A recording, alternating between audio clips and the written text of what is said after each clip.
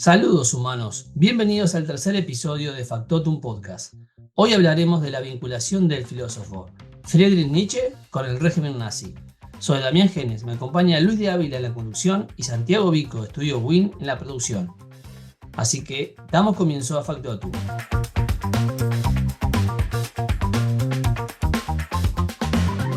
El alemán Friedrich Nietzsche es uno de los filósofos más importantes y citado de nuestra era. Pero ¿cómo llegó su obra a convertirse en la justificación filosófica de uno de los regímenes más brutales y sanguinarios de la historia de la humanidad? Nietzsche, de hecho, rechazó el nacionalismo y el antisemitismo que imperaban en la Alemania de Bismarck entre 1870 y 1890. Incluso llegó a romper su amistad con el compositor Richard Wagner por su marcado antisemitismo y también por algunas conductas poco amistosas. Impropias de una amistad, ¿no? Ahí está. También es importante que señalemos que Nietzsche se caracterizó por criticar a las instituciones, como la religión, y a la moral tradicional, y que su estilo bastante exaltado y literario era en ocasiones contradictorio y abierto a muchas interpretaciones. Sin embargo, fue nada menos que su hermana Elizabeth la culpable de este estigma que cargaría sobre Nietzsche por muchos años. Para entender un poco más al filósofo, vamos a comenzar hablando de su familia. A los 4 años de edad, perdió a su padre y luego a su hermano menor, Ludwig Joseph. Convivió en su juventud con su madre, su hermana, su abuela materna y sus 2 tías paternas. 2 mujeres que serán muy importantes en su vida, pero sobre todo su hermana jugó un papel fundamental. Sin duda fue uno de sus vínculos más fuertes. Pero este vínculo llegó al final en el año 1885, cuando Elizabeth se casó con el maestro Bernhard Foster, que era un antisemita. Y a raíz de esto los hermanos se distanciaron. Incluso se dice que llegó a no asistir a la boda de ella por las ideologías supremacistas de su nuevo cuñado. En 1887, Bernhard y Elizabeth, luego de convencer a 14 familias alemanas, se fueron a Paraguay y allí fundaron Nueva Germania, una colonia que buscaba crear una sociedad aria pura.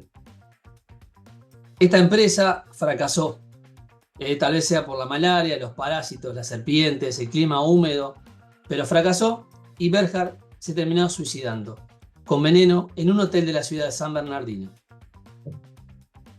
Hace unos meses, Nueva Germania fue noticia por la polémica inauguración de un monumento dedicado a Bernhard y Elizabeth, ¿no? Los fundadores.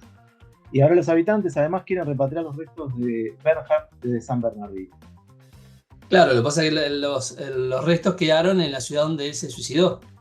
Y ahora lo que están pidiendo es que los restos vuelvan a la ciudad que fundó. Algo que es bastante lógico, pero es curioso que esa noticia salió hace poco, ¿no? Sí. Elizabeth, como fracasó todo esto, volvió a Alemania en el año 1893. Y vale aclarar que en ese momento Alemania estaba, desde el año 1888, bajo el régimen imperial feudal de Guillermo II, cuya ideología pangermánica y ansias de poder desembocarían más adelante en la Primera Guerra Mundial.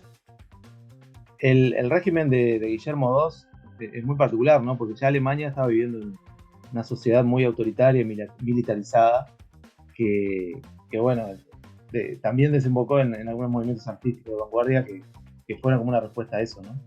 Sí. Y bueno, el 3 de enero de 1889, en Turín, llegó el día fatídico.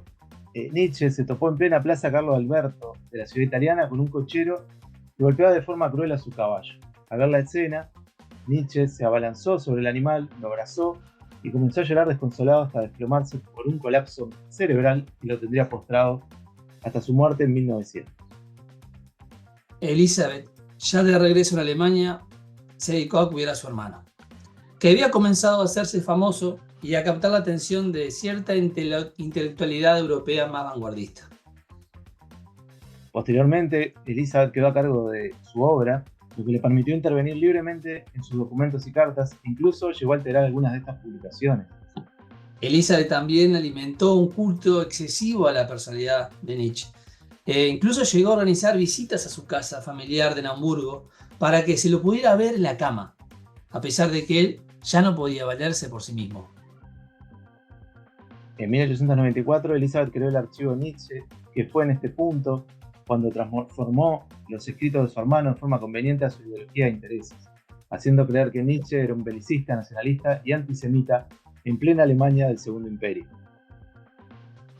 Además, comenzó a organizar y editar su obra para finalmente publicar La voluntad de poder en 1901, un trabajo que Nietzsche no había terminado ni aprobado, y que ella decidió retomar reuniendo todo tipo de notas y apuntes. Esta obra se convirtió en el libro de cabecera de muchos sectores nacionalistas y reaccionarios de Alemania en el momento, e influiría más adelante en el propio nazismo. Como si fuera poco, Elizabeth también decidió retrasar la publicación de dos de los últimos libros que escribió Friedrich antes de enloquecer, Ecce Homo y el Anticristo. Luego autorizó que se publicaran, pero de forma recortada. Para empeorarlo aún más, en 1904 se publicó una amplia biografía de Nietzsche, titulada La vida de Nietzsche, que ya sabemos, Luis, quién la hizo, ¿no? Esta biografía lo presentaba como un hombre religioso, algo totalmente delirante si se conocen mínimamente las ideas del autor. Pero Elizabeth estaba logrando su propósito. Las obras de su hermano eran ampliamente difundidas y le dieron mucho dinero, al punto de que Así habló Zaratustra fue uno de los libros más leídos por los soldados alemanes en las trincheras durante la Primera Guerra Mundial. Y finalmente, 30 años después de la muerte del pensador, Elizabeth decidió afiliarse al Partido Nacional Socialista y puso al servicio de esta ideología el legado de su hermano.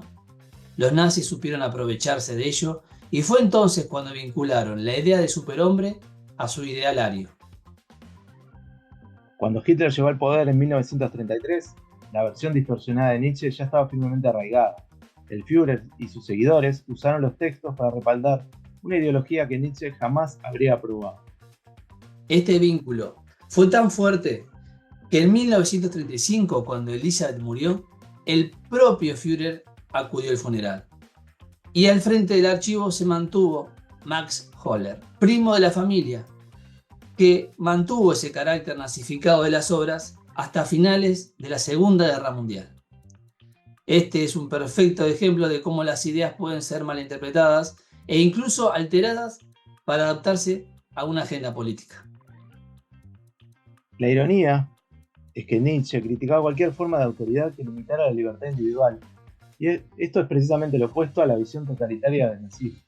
Exacto, Luis. Además, el concepto de superhombre de Nietzsche era un ideal filosófico, un modelo de realización personal y trascendencia individual, no un estandarte de superioridad racial o nacional. Entonces, después de todo esto, después de hablar tanto de Nietzsche y de Elizabeth, ¿qué podemos aprender? Tal vez la importancia de leer a los pensadores en su contexto, en sus propios términos, sin asumir interpretaciones simplistas. También podríamos afirmar que estamos en un caso de fake news, ¿no? Muy anterior a Internet y al concepto de posverdad. Totalmente. Porque en definitiva, ante la evidencia, esto podemos verlo como un caso analógico de difusión de contenido engañoso, falso o fabricado por determinados intereses. Y en realidad, detrás de las auténticas ideas de Nietzsche hay una crítica a la rigidez de las ideologías y una apuesta por el individuo. Vale la pena revisitar sus textos para descubrir esta complejidad y no quedarnos con esa imagen que otros intentaron construir de él. Muchas gracias por acompañarnos en este tercer episodio de Factor. Te invitamos a que te suscribas a nuestro podcast y que lo compartas si realmente te gustó. Mi nombre es Luis de Ávila, me acompañó Damián Genes en la conducción y Santiago Ico de Estudio Win en la producción. Nos volvemos a encontrar en 2 semanas.